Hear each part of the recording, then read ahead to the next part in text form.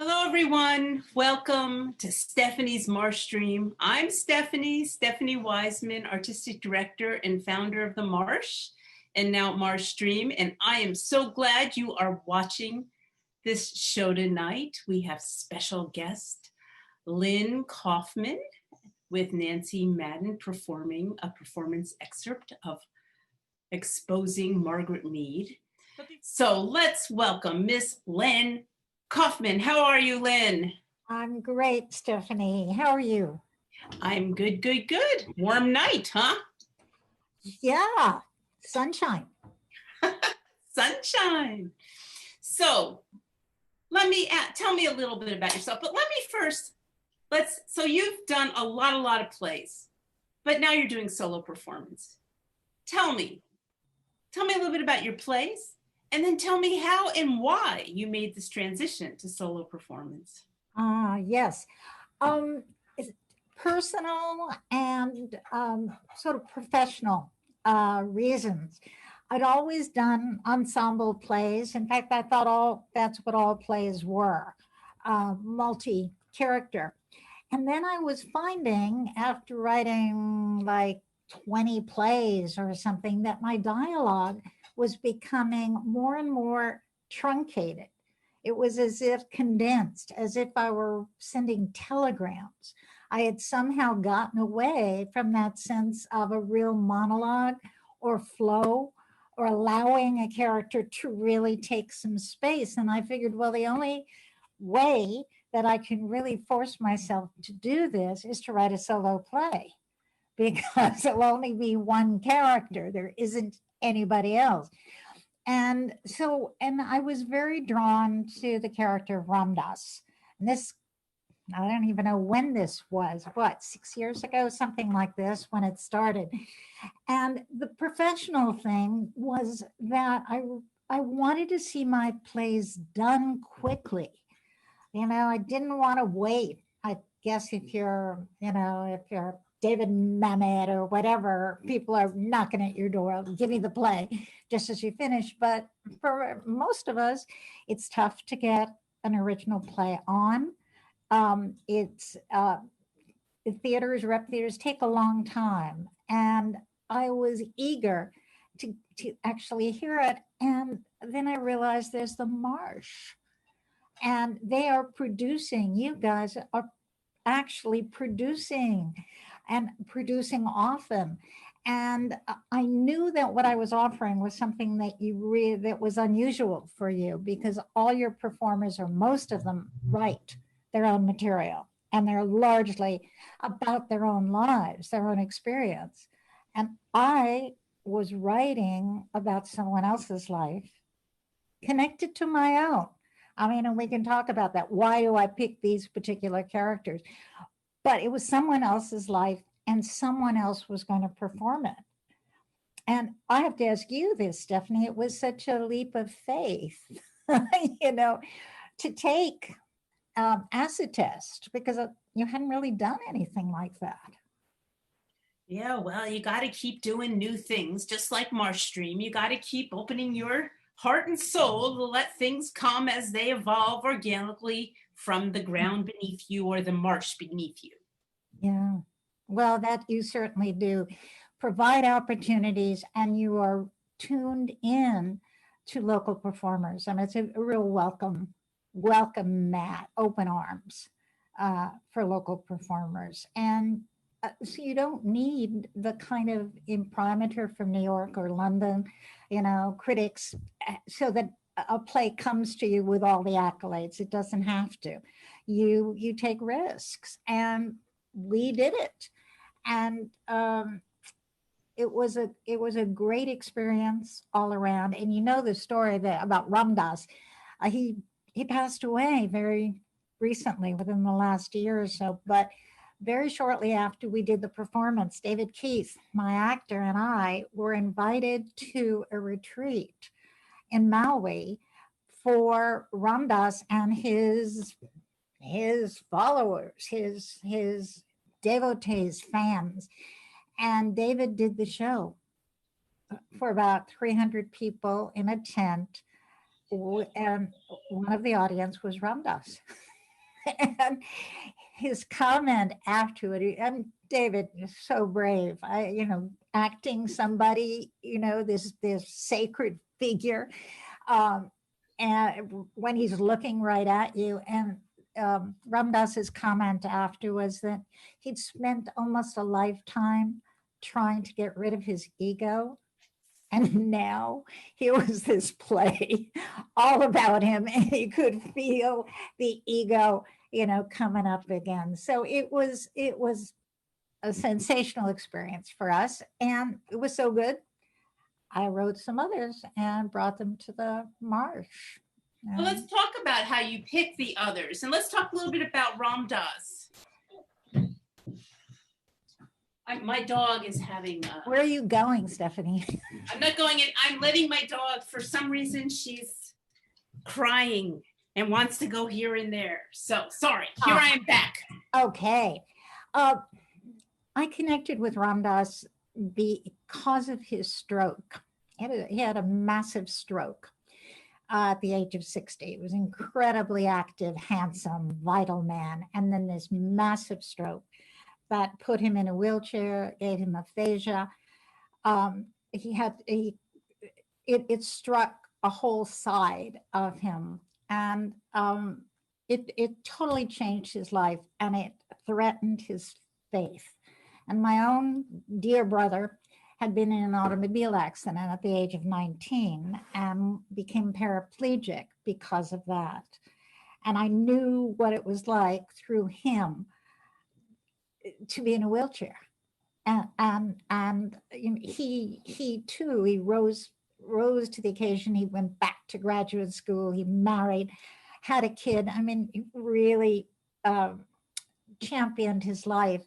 And that was the connection I had with Ramdas, and his seeking for, as he put it, a high that didn't have a down to it, a high that would remain high.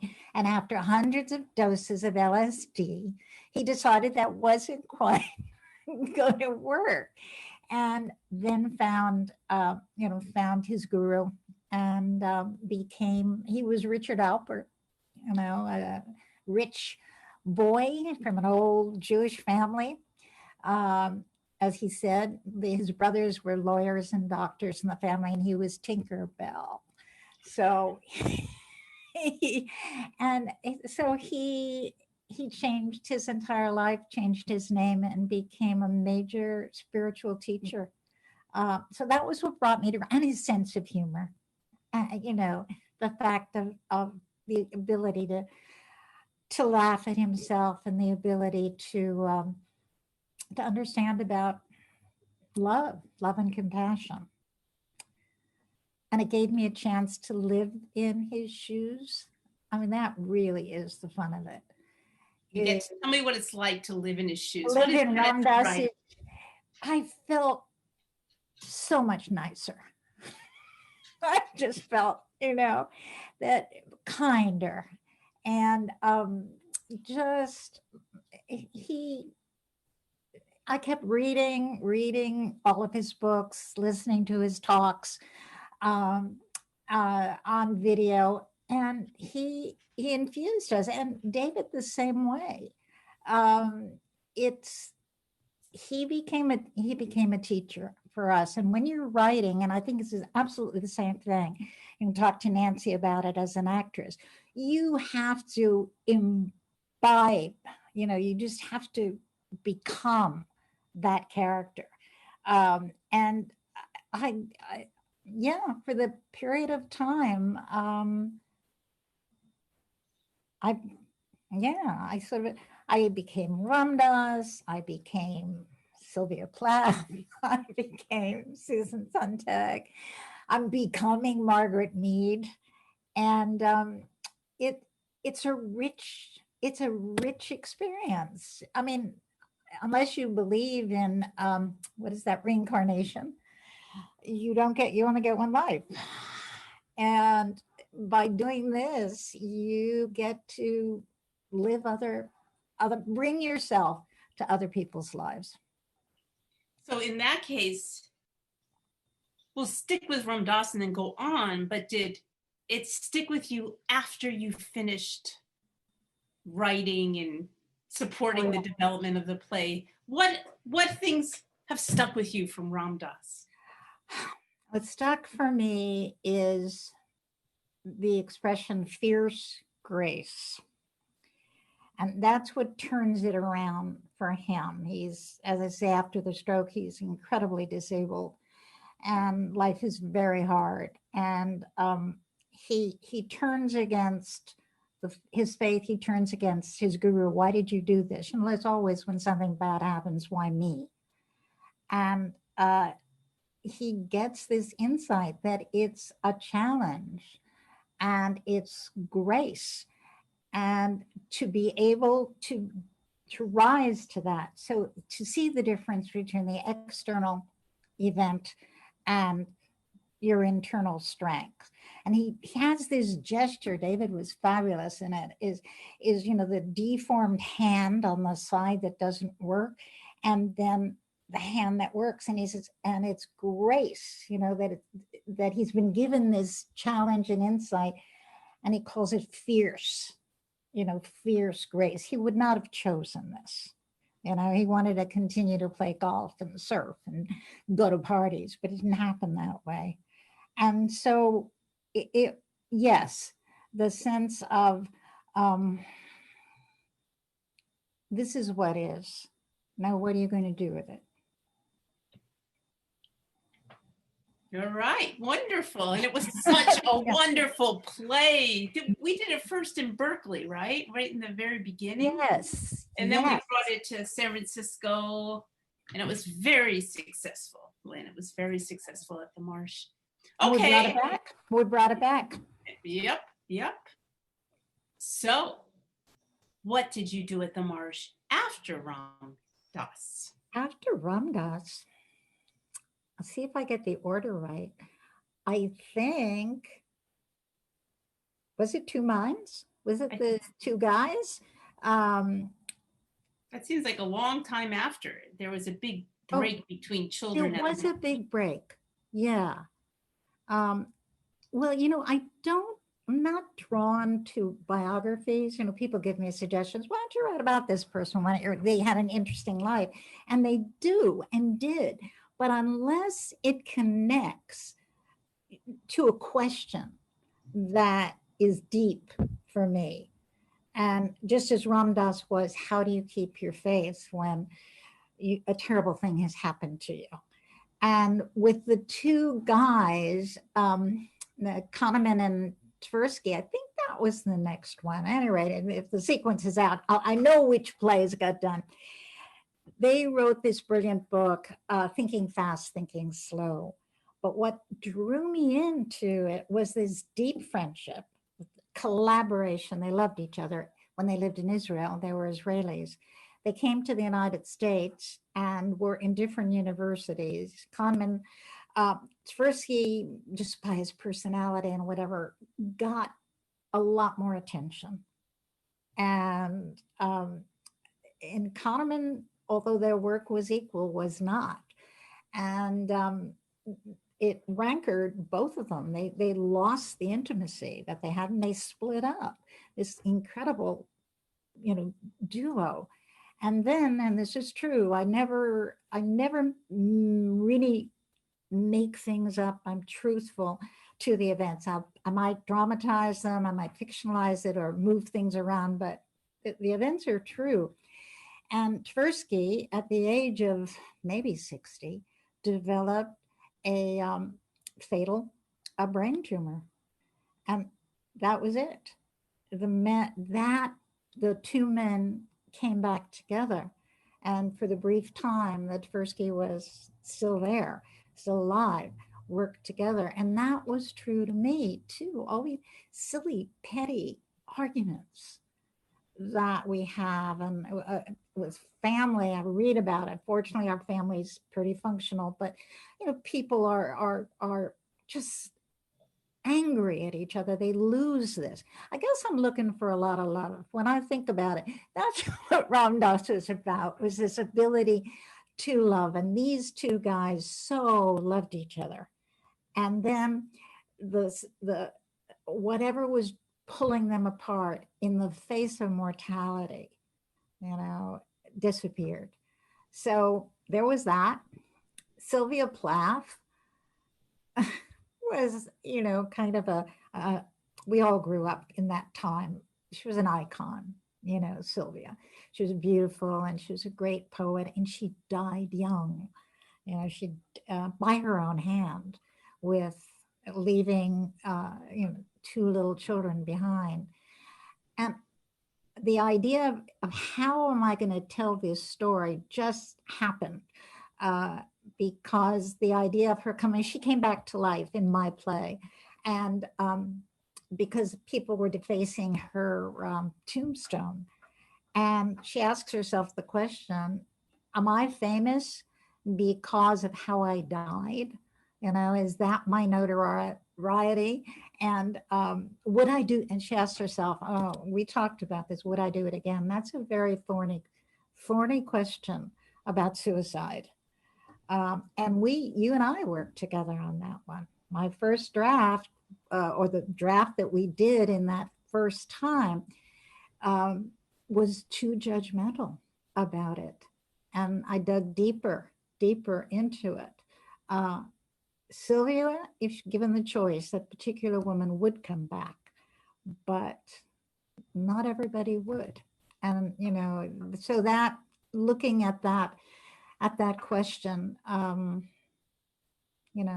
what keeps us alive? What matters? So that was Sylvia. And then we did Susan Sontag. We closed your theater with Susan Sontag. We did A Rising on March 11th, and COVID came after that. I wrote that one almost an antithesis to Sylvia, because Susan Sontag is dying from leukemia and will do anything to stay alive. So often one play leads to another. And now, Margaret Mead. So let's go back to Sylvia Plath a little bit. And let's talk about Laurie Holt, who performed Sylvia. Tell me, what is it like, when you're working with an actress? I mean, what kind of collaboration takes place with such an iconic, gorgeous actress as Laurie? Oh, absolutely. I asked her, I've written this play about Sylvia Plath. Would you be interested? It's a solo play. The first thing she said, I'm too old. Because, Laurie's middle-aged, although she still looks incredible. And Sylvia died at the age of 30. I said, no, because she's coming back, and it doesn't matter. And then Laurie said, I love Sylvia Plath. She's very important to me, and she knew all the poems, and it's a dream working with Laurie. It's and then David Keith came in as a director, and he just, all you have to say to Laurie is, well, maybe she's really kind of deranged here. Boom, there it is, or no, here she's really, very calm, and here she's really angry. The range, the range and the knowingness to come from, make every choice authentic. So yes, it was one, and we did it in San Francisco, and then we brought it to Berkeley. Did Laurie have anything to do? Would she ever say, well, this dialogue doesn't feel right, or anything? Did you have that kind of collaboration with her? Oh yeah. A sure sign when you're working with a really good actor or actress, if they stumble over a line, it means you take a look at that line. There's something about it that doesn't make sense. And yeah, so she would look for, you look for segues. How do you go from one part to another? Do you need, sometimes it's overwritten. you know, and it's the rhythm, and you just pull out. The actor's doing it for you. You don't have to explain it. So you pull out some things, and then sometimes you have to add a bit to understand that. And yes, she it just, I don't know, it sounds like music when Laurie does it. And I've been, for every single actor I've had at the Marsh, they have just been superb. They be, you know, it's like they're making it up, you know, but they're not. They're true to the text. So yeah, it's the skill set and the honesty for Laurie to go where Sylvia has to go. So we have a little clip here of Sylvia Plath. Shall we play it now? Yeah. Let's play it, producer Brian.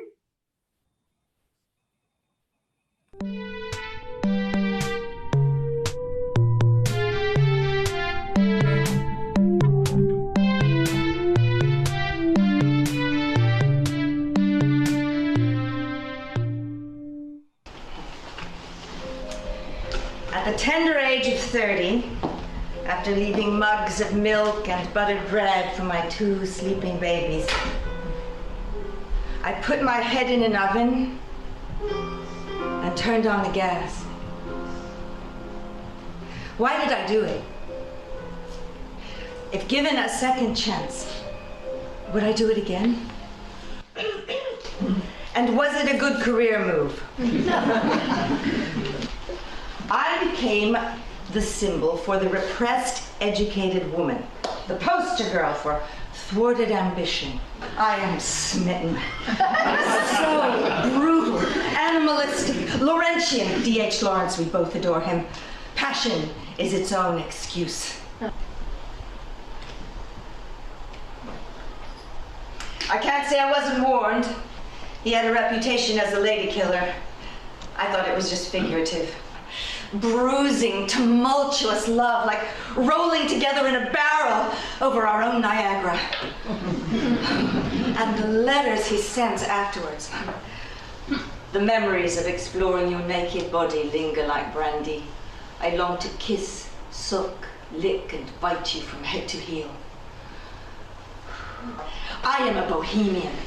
Anne parks in a loading only zone. It's okay, she says, we're only here to get loaded. Ted and I returned to London, awaiting the birth of our first child, Frida Rebecca Hughes. She has blue eyes and pink cheeks and brings such a range of feelings into the house. When she cries, my body grows cow heavy. Frida grows tall and sturdy. She runs and jumps and climbs and is into everything. Our small London flat will not do. I am pregnant again. The instinctual male predator. He once told me that's why God created Lilith. Man needs more than one woman. I am always on the lookout for her. I think it's advisable to blow up one's life at least once a decade. I ripped the phone off the wall. I want you out of the house! Then I go into the bathroom and scavenge the scum of his skin flakes, nail parings, fallen hair, and I toss them into the fire. But I am writing the best and truest poetry of my life. And I move back to London. I find the perfect flat. Of course, I have the babies with me, shivering and squalling. He can't turn around and say, oh, you do it, darling, because darling isn't there. Magical thinking, I said. Trying to free yourself from yourself. All that artistic unhappiness comes from delusions of grandeur.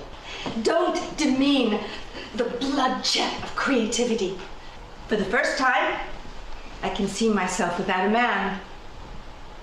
Now, if I could just see myself without an ego. But they were indifferent. Feminists shouted him down with, murderer, you killed Sylvia! Yep. What a show, Lynn. What a show. Thank you. And you do know that's a collage, bits and pieces of an hour show. But yeah, there are a lot of women in the audience nodding for that one. Yeah. So we'll go on to your other shows, but because we're going to have another performance excerpt, but tell me, did you always know you were going to be a playwright? Were you a little girl writing plays? How did this all come to be? I was a little girl whose most wonderful day was crossing the street and going to the library. And bookish, very, very bookish little girl.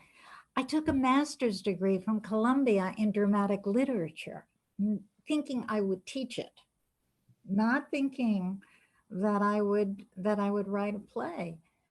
But then I got an idea for a play, and that was The Couch. That was my first play. That was at the Magic, and then Smitten. Yeah, then writing plays, you get to be with actors, and directors and designers. It's very joyous.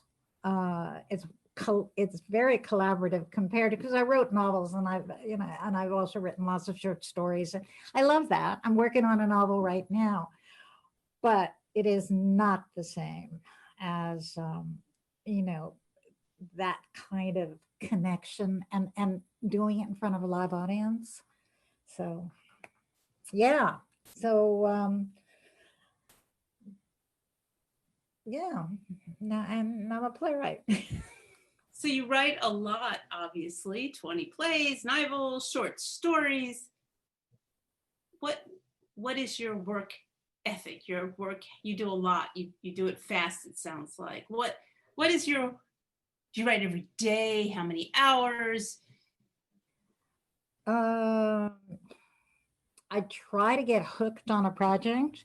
And since many of them are biographical, I love the research. I think I'm still an academic in that way. It's really fun for me to get books and research. And I do that and take voluminous notes and then plunge in. And once the research can take a long time and the conjuring can take a long time, the actual writing does not. I need that. I need the immediacy and the flow of immersing myself. That's all I think about during the gestation. During the actual writing, it's all I think about is that character in that situation. So yeah, I think it has to come in kind of intense. Theater is intense. So the play you're working on now, and a play we're going to see an excerpt from for the first time, by Nancy Madden. Tell us a little bit. Why did you decide to write a show about Margaret Mead? So how was that all? I was trying to remember that, like where I think the key to the play is to wanting to write about her is the major theme of the play. And very often that will come before the character comes, the crisis point. Usually that comes first. I love the character, I've known about them, and then there's a crisis point that drama needs. And the crisis point, I read about Margaret Mead and this guy, Derek Freeman, who launched this massive campaign to prove that she was a fraud. This is her major work that brought her into preeminence. And it was coming of age in Samoa. And he said she got it all wrong. She projected this kind of permissive sexuality. That's not the case. And I can prove it. And that was the key thing. And I thought, here is this woman who is the most famous anthropologist, because it happens late in her life. I mean, she wrote Coming of Age in Samoa like when she was in her early 20s. Now she's in her early 70s. And I thought, how does this great woman, how does she handle this? Does she just deny it? Does she push it away? And she uses it. She uses it as a challenge to look at herself, and that's what I really admire about her. And Nancy is my Margaret Mead. She just gets it. So, but did you know this before you started researching her? Is that why you started, Yes. I once heard Tom Stoppard say this, and I feel it's so true. He was talking about Arcadia, his masterpiece, and it's about like 4 or 5 different things: romantic poetry and certain architecture and the beginning of computing and all. And somebody said, well, how did you learn all this, for it? And he said, once I got the idea, I saw that all the books were already in my bookcase. So I was a great mentee of Joseph Campbell. I mean, he was the pivotal teacher in my life.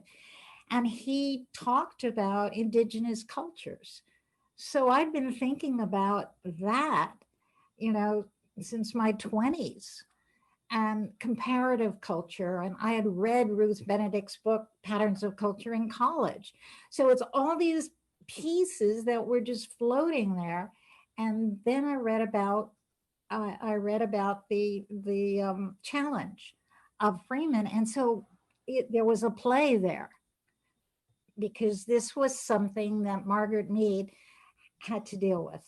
And we would see her true colors by watching her deal with this crisis. All right, shall you set up this excerpt that Nancy Madden will be performing? Absolutely. So it is 1970, and we are in New York at the Museum of Natural History in Margaret Mead's very cluttered little office. She is reading that day's New York Times. Well, I can't say I'm surprised. It was just a matter of time. But I didn't expect it to be on the front page of the New York Times. The hoaxing of Margaret Mead? Question mark? Well, at least they had the decency to put a question mark. It's Derek Freeman again. That man is relentless, and he is out to prove me wrong. And with that, to undermine the foundation of the entire field of anthropology. Well, of course, the American Association responded, Derek Freeman's book is poorly written, unscientific, irresponsible, misleading, et cetera, et cetera, et cetera. But they printed that on the back page.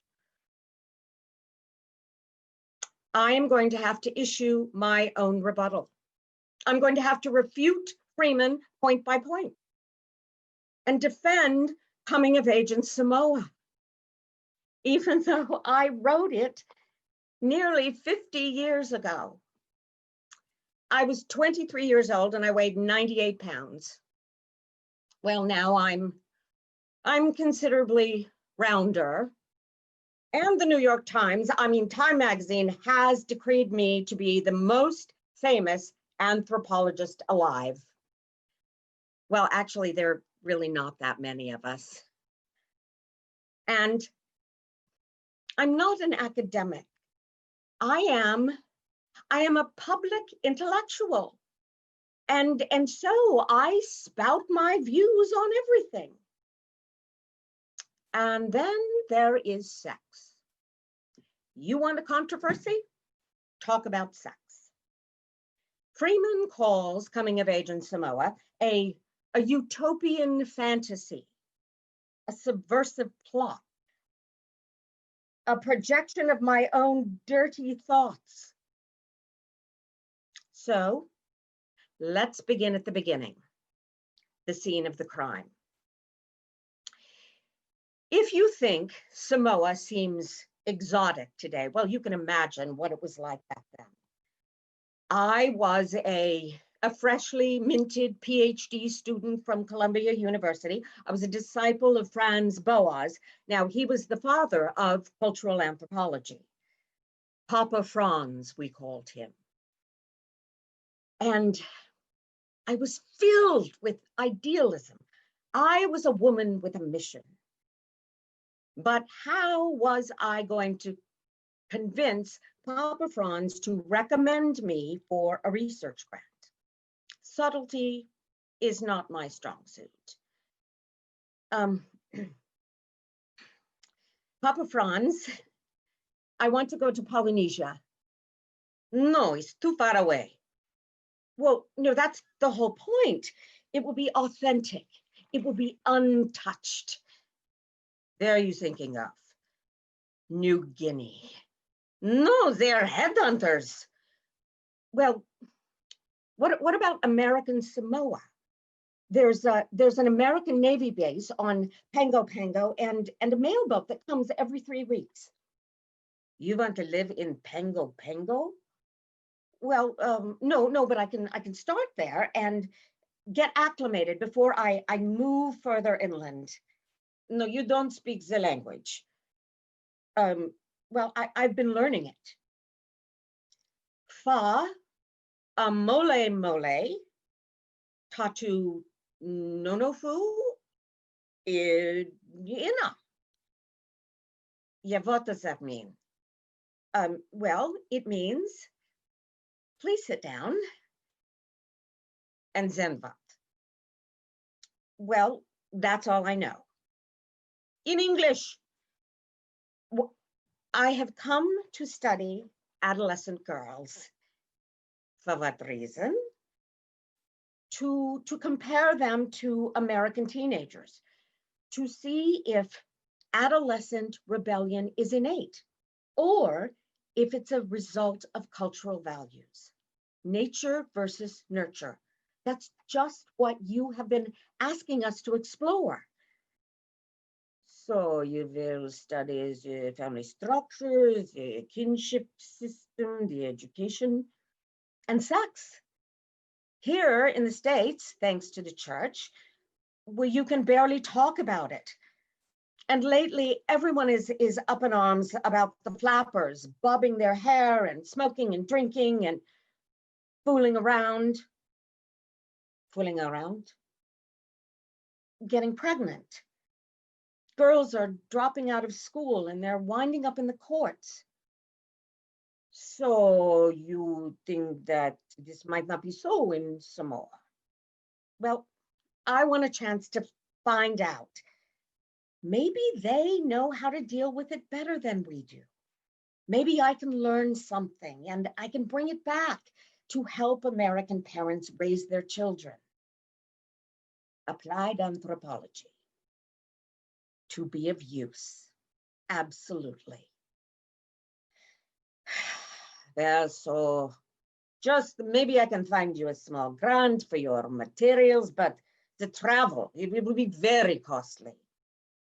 My father can pay. You will ask him. Here is his check. A check from a man who, when I went off to college, said to me, "It's too bad you're not a boy. You would go far." Well, Dad, is Samoa far enough? Thank you. Wonderful, Nancy. That was wonderful. And you all can see the rest of it, or a full section of it, on Saturday night at 7:30. So join us at Performers Spotlight to see the rest of this. So Nancy, tell us a little bit how you got, and Lynne, how you got involved in this project.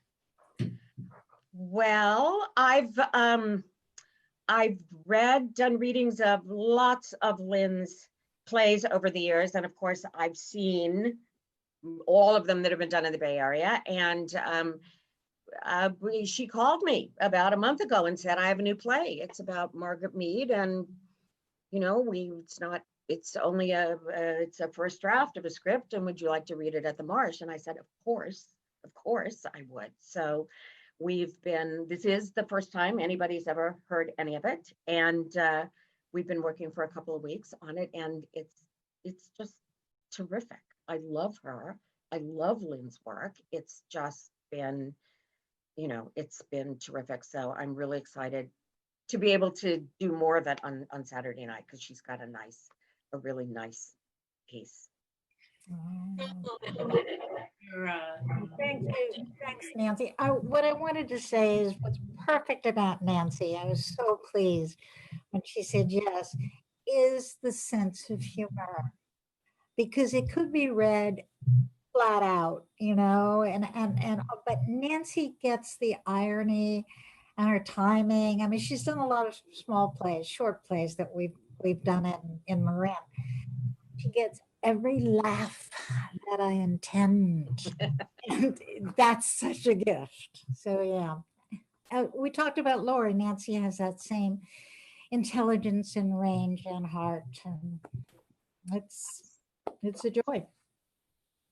And why did you think of Nancy for this particular piece? Because she could pass for Margaret Mead. I'm hoping that when the Marsh reopens, when the lights come on again all over the world, that we're going to do this piece.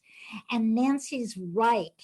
For Margaret Mead was small and she was kind of round, and she has a kind of warm motherly feeling, and yet tremendous strength, you just character. And as I was going through actresses whom I know, in my mind, and Nancy just popped off.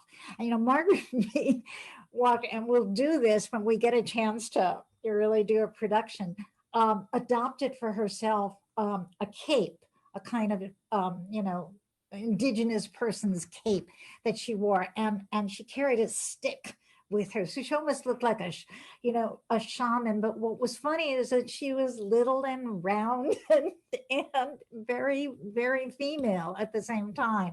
And I knew that Nancy just has the ability to for subtext. Yeah, that's the technical word for it. But subtext, like you're saying one thing, but there's an intonation, there's something underneath that.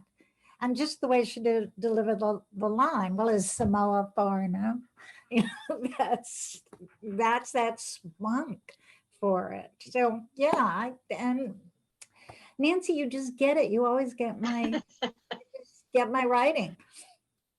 Well, it's great writing. I just read the words. So, it's a two-way street. Thank you. What Nancy, tell us a little bit about yourself and what you've done. And well, let's see. I started out as an actor, and then I kind of in my 20s, but I always had the sense that the great work, if there was going to be any great work as an actor, would come later. When I was older, I don't know where I got that, but I always sensed that. And so I veered off, and I worked as a director. I did industrials, I wrote scripts, I did kind of stuff in the corporate world. And when I was in my 40s, and I lived in New York all that time, and I came back to California, where I'm from. I grew up about an hour outside of the city, and I came back to California in my mid 40s and thought, I'm going to start acting again. And so I have done that. And so I live here. I also do some film work, and was involved in producing and actually appearing in a short film, which was a really wonderful experience. So, and at my age, sometimes we have to make our own projects. So the work that I get to do now is so rich and so wonderful. Although, often few and far between, because, there's not a lot of work for people of a certain age, but, this is a real gift to be able to channel Margaret Mead. Have you done any other solo pieces? I have not done any solo pieces, although I'm a huge fan of solo work, and I see a lot of it. And it's interesting because I always thought, well, boy, I'd really like to be one of those people that had an interesting enough life to write a solo piece. But no, I've not done one before. So how are you feeling about doing a solo piece? Until I read the script, the idea was a little intimidating, very appealing. But I used to say, the last play I did, actually, I played opposite Laurie Holt, and we spent an enormous amount of time together. I adore her. She's my favorite actress in the Bay Area. And I remember talking to her going, oh my God, what was that like on stage alone, with nobody, because one of the things about being on stage with Laurie as a scene partner is you feel so safe. It's just such a collaborative environment. And so we talked a lot about that. And then I just think that I kind of connected with Margaret Mead. So now I'm pretty excited about the prospect. It's a little intimidating, never having done it, but I'm pretty excited because she's a remarkable woman. And she's somebody that, she just did and wrote and said, she had a 50-year career, which started in 1920. And you could literally take any number of the speeches she gave over the years and plop her down tomorrow in 2020, and it would be timely. She was a woman in many ways ahead of her time. And I think it's a great time for Margaret Mead to be shared with a new generation of people. So tell me why, and also it sounds like both you and Lynne have done a lot of research about Margaret Mead. So what kind of research are you doing to prepare for this performance you're doing? Well, that's a really good question, because I do love the research. As an actor, that's always super exciting, whether it's a fictional character or a real character. In this case, of course, it's a real person, and there's tons written about her and by her. And that's a really interesting question, because the other day I kind of had to stop. There was so much. I started out, I actually, Lynne called me. I got an email about 9:30 one night, and by 10:30 I was halfway through the play already and Googling her. And I literally had to stop in the middle of the play to go, wait a minute, what year is this? Where are we? Because what she was saying was so, in a way, ripped from the headlines. She talks a lot about gender fluidity, and a lot about racial equality, and a lot about all the stuff that is at the forefront of everybody's mind today. So I read a lot about her first, and then I started to read Coming of Age in Samoa, and I got a part way into it, and I just had to stop. It was like too much at this point, and I thought, I just have to stop and feel this woman and say her words and embrace this concept that Lynne, ingeniously has come up with, that Margaret Mead is given a chance to refute this blazing New York Times headline, which of course he waited till she died before he published this, although they did know each other. So I had to kind of set the research aside for the moment to just jump into the world that is the play and the story that we are going to tell. And yet I know at some point I will go back to it, just to sort of infuse her with the factual background that made her who she is, the factual stuff that she researched and wrote about and thought about and was interested in and curious about. Mm. And of course, what is also just incredible about this woman is the juxtaposition of her personal life and all the stuff she wrote about. So she was really a woman with 3 husbands and 2 long-term relationships with women, and just embraced it all. which is a pretty contemporary notion, I think, a woman born in the early 1900s. Mhm. So just one thing, and anyone, please we've got some questions coming in the chat room, and anybody who has any questions, please put them in the chat. But Nancy, I'm going to both of you be thinking this, because then I'm going to ask Lynne. Okay. Nancy, give me a Margaret Mead face.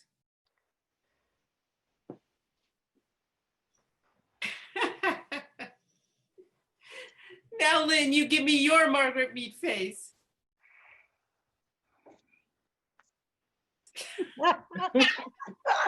Margaret Mead took it as a compliment when the man of her life, Gregory Bateson, her favorite husband, said that she looked like a female Darwin.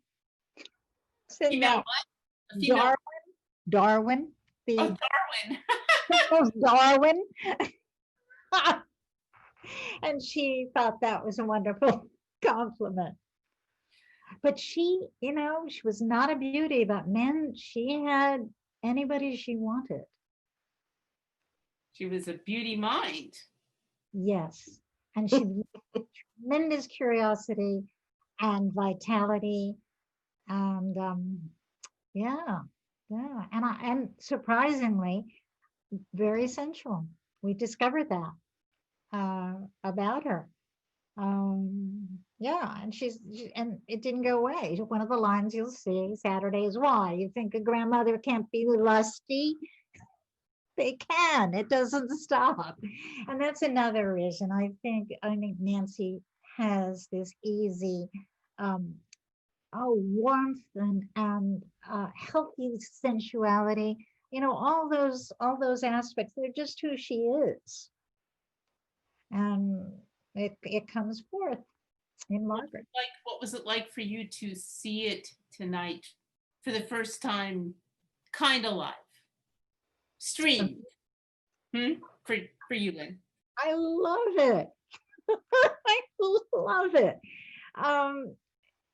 We've worked on it. We worked on the text. I've had a chance for a few rehearsals with Nancy, and she gets the changes, and I love the fact that she gets Papa Franz down. I love that about a solo play, when the purity of it, no costume changes, nothing. She just turns her head and she's that other character. So yeah, I like it. Okay, so here's some questions. First of all, I know you teach it and you brought a bunch of solos there, a lot that were from the Marsh, right? Yes. And we want to thank you for helping to expand our audience, just like you're doing now. Was that the experience you had of that? Oh, yes, I did 2 or 3 classes we called it the art of storytelling. And it brought just about everybody was from the Marsh, and we had big audience of senior people who were part of 50 and up, lived lives at From, and again, no frills. I mean, it's a beautiful large auditorium, but it's the performer. And the class was 10 o'clock in the morning, which is not usually the time most actors, really want to do it. But it did. And then there would be a conversation, such a receptive audience. And then there'd be a conversation afterwards with the performer. And some of the things were funny, and some some were very moving. And yeah, when From opens again and the Marsh opens again, I hope we will resume that. I hope so. Pat McKelvey says the Center for Spiritual Living starts every service with Margaret Mead's quote that one should never doubt that a small group of committed individuals can make a difference in the world. Indeed, that's all that ever was. Absolutely. She is a true icon for spiritual life as well as anthropology. And Dyke says to everyone, process of a play being born, looking forward to more of it on Saturday. Oh, nice. We've got a thing that the audience didn't see the faces. I'm not sure how that happened.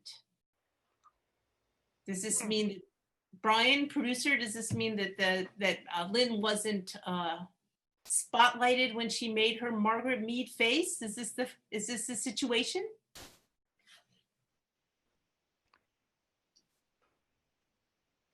We don't know. He's muted. He's probably talking up a storm. It's fine. All right. I'm sorry. Okay, I will one day. Okay, so any last minute? We're coming to the end of this wonderful interview. I want to thank you both so much for joining us, and I cannot wait to see the full thing. Well, thank you. It's a portion of it on the weekend. On the weekend, you're going to see something that it'll be about 40 minutes. There'll be a full arc of a play, but we've tweaked it for Zoom. And my feeling is when I'm not going to even say if we can bring it, to the theater, of course there'll be blocking and there'll be sound cues, and we probably will open various scenes, but we wanted it clean and not too long, but the essence of basically her thinking process. She is in the moment. She needs to respond to this attack, and that's why I think it's appropriate for Zoom. She is thinking back, and the bigness of her heart and mind is she will contemplate, maybe he's right. Maybe what he's saying is true. And I have not been an objective observer. What about that? And I think that shows her courage and greatness of mind. And that's really the arc of the play, in real time, thinking through what she considered her truths and re-examining them now. Do they hold up? Well, wonderful. Like I said, I cannot wait to see this weekend. We'll have it, and then we'll have a Q&A, get to talk to you more about what it was like doing it and all those things. So I'm really looking forward to it. I also know, Lynne, that you submitted your play for the Marsh Stream's International Solo Fest today. Thank you. Yes. You want to talk about that a little bit? Not my play, but the fest. Yeah, well, I just want to say, we're coming up on the deadline, and all solo pieces that any of you watching this show tonight, or if you have any friends that have done solo pieces, we're going to have an international festival of solo performances at MarshStream, a long-held dream that we can do a lot easier in the digital format. So please, if anyone wants to submit, please get it in by August 16th. It can be anything between a 10 and a 60-minute piece. So please submit. You just go to our website and you can find where to submit there. Also want to ask everyone to consider making a donation to the Marsh to keep us streaming and live. And thank you all so much for being here. Be healthy, be in good spirits. We will get through this. Thank you very much. See ya the next time I see you. Bye-bye now. Thank you.